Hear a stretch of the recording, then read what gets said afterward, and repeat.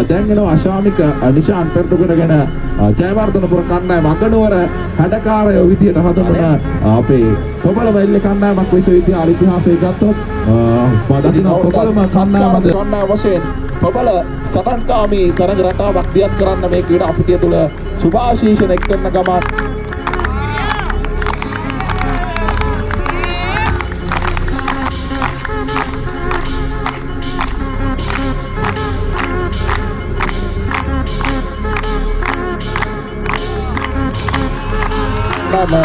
තරගේ කාසිය වාසිය ජයග්‍රහණය කරලා ප්‍රථමයෙන් පන්දුවට පහර දීම තමයි ඔවුන්ගේ තීරණය වී තිබෙන්නේ. හොඳ තරගයේදී අද දිනේදී විශාල දුරකතරක් ගෙවා දමමින් මේ යාපනයේ විශ්වවිද්‍යාලයේ එල්ලේ කණ්ඩායම සංවිධානය කර ලබන තරග මාලාවට ඉතින් සත්කාරකයන් සමග